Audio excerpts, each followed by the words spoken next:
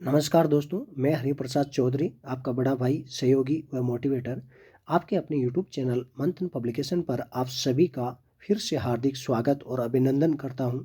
आज मैं आपके लिए इस वीडियो के माध्यम से भारतीय संविधान से संबंधित 30 अति महत्वपूर्ण प्रश्न लेकर आया हूं, जो कि सभी प्रतियोगी परीक्षाओं में जैसे SSC GD, Delhi police constable, CHSL, CGL, railway, Indian army, CET और तमाम स्टेट्स एग्ज़ाम में बार बार पूछे जाते हैं। तो दोस्तों, आज का सेशन बहुत ही गजब का सेशन होने वाला है, तो आप सेशन के अंत तक ज़रूर बने रहना। तो दोस्तों, बढ़ते हैं आज के अपने सेशन की ओर। इससे पहले मैं आप सभी से एक छोटी सी रिक्वेस्ट करना चाहता हूं कि अभी तक आपने हमारे चैनल को सब्सक्राइब नहीं किया तो प्लीज़ चैनल को सब्सक्राइब करें और बेल आइकन को ज़रूर दबाएं, ताकि आने वाले वीडियो की नोटिफिकेशन आप तक पहुंच सके। अब बढ़ते हैं अपने सेशन की ओर एक मोटिवेशन कोट के साथ। उम्र थका नहीं सकती, उम्र थका नहीं सकती, ठोकरें गिरा नहीं सकती, ठोकरें गिरा नहीं सकती। अगर जिद हो जीतने की, अगर जिद हो जीतने की, तो परिस्थितियां भी हरा नहीं सकती, तो परिस्थितियां भी हरा नहीं सकती। तो दोस्तों, इसी के साथ बढ़ते हैं अपने आज के सेशन की ओर। शुरू करते हैं अपना पहला प्रश्न। तो दोस्तों, आज का अपना पहला प्रश्न है, नीति निर्देशक तत्वों के किस अनुच्छेद में समान नागरिक संहिता के प्रावधान को सम्मिलित किया गया है? तो अनुच्छेद 44 में, अनुच्छेद 39A में, अनुच्छेद 42 में, अनुच्छेद 45 में। तो अपना आंसर होगा दोस्तों अनुच्छेद 44 में। कौन से में? अनुच्छेद 44 में। अगला प्रश्न है, संविधान की प्रस्तावना में भारत को क्या कहा गया है?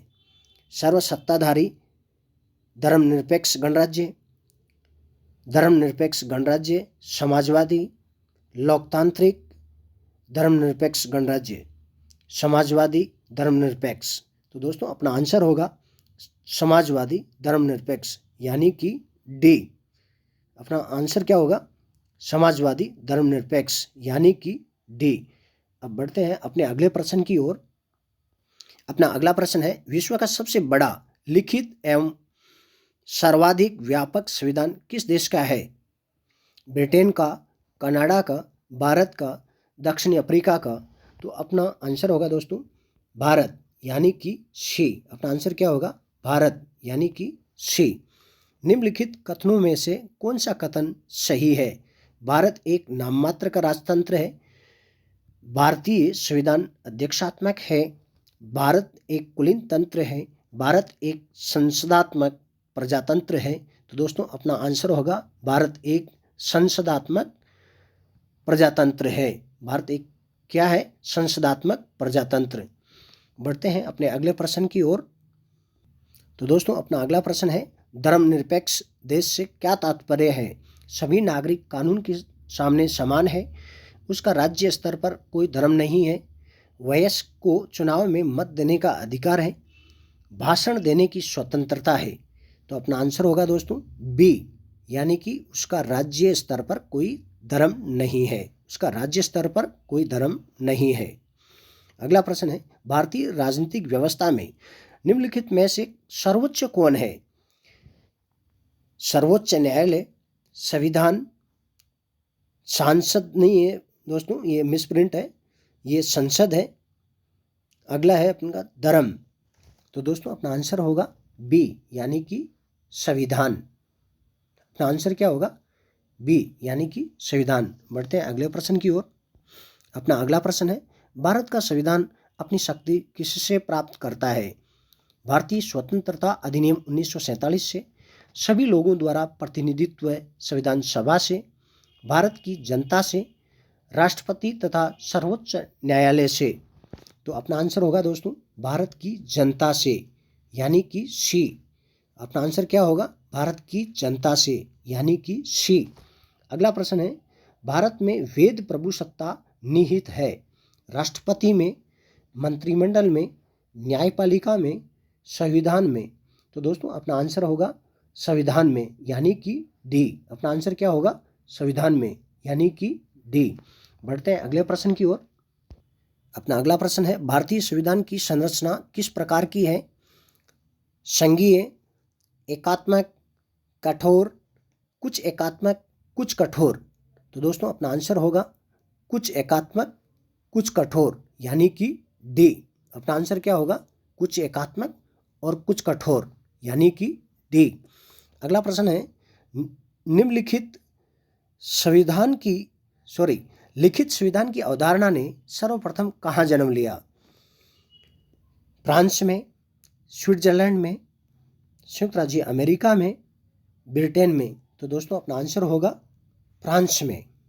अपना आंसर क्या होगा? फ्रांस में। बढ़ते हैं अगले प्रश्न की ओर। अगला प्रश्न है, अध्यक्षात्मक शासन का उदय सर्वप्रथम किस देश में हुआ? यूगोस्लाविया, संयुक्त राज्य अमेरिका में, स्विट्जरलैंड में, कनाडा में। तो दोस्तों अपना आंसर होगा संयुक्त राज्य अमेरिका में, यानी कि बी। अपना आंसर क्या होगा? संयुक्त राज्य अमेरिका में, यानी कि बी। अगला प्रश्न है, भारतीय संविधान के किस अनुच्छेद के अंतर्गत शोषण के विरुद्ध अधिकार को स्वीकार किया गया है? अनुच्छेद 17 व 18 में, अनुच्छेद 26 व 27 में, अनुच्छेद 29 व 30 में, अनुच्छेद 23 व 24 में। तो अपना आंसर होगा दोस्तों अनुच्छेद 23 व 24 में, यानी कि डी। अपना आंसर क्या होगा? अनुच्छेद 23 व 24 में। अपना आंसर होगा डी। बढ़ते हैं अगले प्रश्न की ओर। अपना अगला प्रश्न है, भारतीय संविधान में मौलिक कर्तव्य का विचार किस देश से लिया गया है? अमेरिकी संविधान से, ब्रिटिश संविधान से, रूस के संविधान से, आयरलैंड के संविधान से। तो दोस्तों अपना आंसर होगा रूस के संविधान से, यानी कि डी। अपना आंसर क्या होगा? रूस के संविधान से, यानी कि डी। हमें नीति निर्देशक तत्वों की प्रेरणा किस संविधान से प्राप्त हुई? ऑस्ट्रेलिया से, अमेरिका से, फ्रांस से, आयरलैंड से। तो दोस्तों अपना आंसर होगा डी, यानी कि आयरलैंड से। अपना आंसर क्या होगा? डी, यानी कि आयरलैंड से। बढ़ते हैं अगले प्रश्न की ओर। अगला प्रश्न है, भारतीय संविधान में मौलिक अधिकारों के संबंध में किस देश का अनुसरण किया गया है? तो दोस्तों मौलिक अधिकारों के संबंध में किस देश का अनुसरण किया गया है, ये प्रश्न है हमारा। तो देखते हैं ऑप्शन। ब्रिटेन से, अमेरिका का अनुसरण किया गया है, ऑस्ट्रेलिया का अनुसरण किया गया है, या स्विट्जरलैंड का अनुसरण किया गया है। तो अपना आंसर होगा दोस्तों अमेरिका। किसका अनुसरण किया गया है? अमेरिका का अनुसरण किया गया है, यानी कि अपना आंसर होगा बी। अगला प्रश्न है, संघात्मक शासन व्यवस्था को सर्वप्रथम किस देश ने अपनाया था? नाइजीरिया ने, रूस ने, कनाडा ने, अमेरिका ने। तो दोस्तों अपना आंसर होगा कनाडा। अपना आंसर क्या होगा? कनाडा, यानी कि सी। बढ़ते हैं अगले प्रश्न की ओर। अगला प्रश्न है, भारतीय संविधान के निर्माण में सर्वाधिक प्रभाव निम्नलिखित में से किसने छोड़ा है? ब्रिटिश संविधान ने, भारत सरकार अधिनियम 1935 ने, आयरलैंड के संविधान ने, स्वतंत्रता अधिनियम 1947 ने। तो दोस्तों अपना आंसर होगा बी, यानी कि भारत सरकार अधिनियम 1935 ने। अपना आंसर क्या होगा? भारत सरकार अधिनियम 1935 ने। अगला प्रश्न है, भारत के मूल संविधान में कितने मौलिक कर्तव्यों का उल्लेख किया गया है? 12, 10, 6, 7। तो अपना आंसर होगा 10, यानी कि बी। अपना आंसर क्या होगा? 10, यानी कि बी। बढ़ते हैं अगले प्रश्न की ओर। अपना अगला प्रश्न है, संसदीय शासन प्रणाली सर्वप्रथम किस देश में अपनाई गई? ब्रिटेन में, फ्रांस में। सेक्टर नहीं है दोस्तों, ये संयुक्त राज्य अमेरिका है। अगला है कनाडा। तो दोस्तों अपना आंसर होगा ब्रिटेन में, यानी कि ए। अपना आंसर क्या होगा? ब्रिटेन में, यानी कि ए। अगला प्रश्न है, आपातकालीन शक्तियों का प्रावधान किस संविधान से प्रेरित है?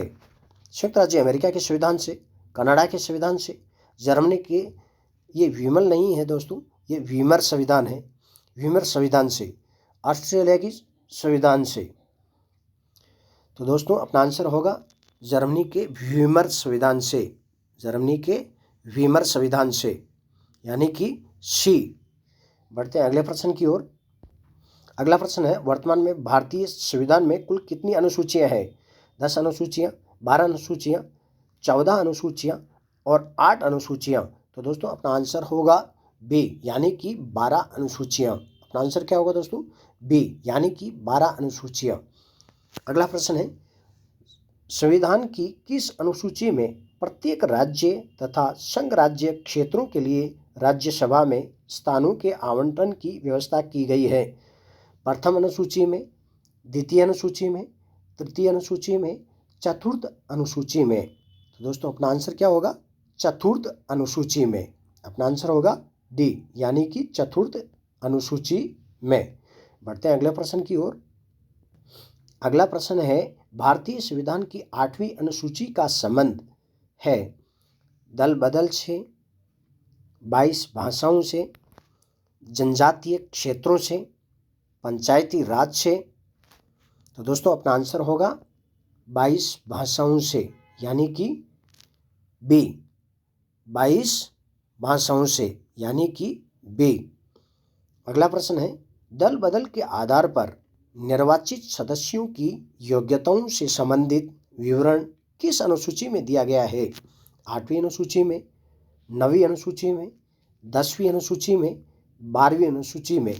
तो अपना आंसर होगा दोस्तों 10वीं अनुसूची में। अपना आंसर क्या होगा? 10वीं अनुसूची में। अपना आंसर होगा 10वीं अनुसूची में। बढ़ते हैं अगले प्रश्न की ओर। अपना अगला प्रश्न है, भारत का राष्ट्रीय गीत वंदे मातरम के रचयिता कौन है?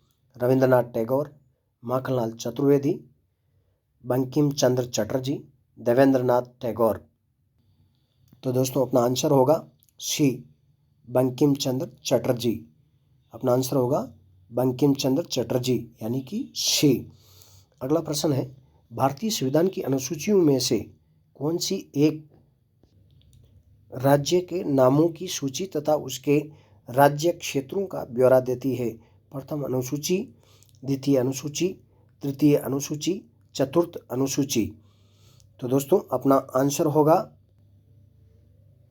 ए, यानी कि प्रथम अनुसूची। अपना आंसर क्या होगा दोस्तों? ए, यानी कि प्रथम अनुसूची। बढ़ते हैं अगले प्रश्न की ओर।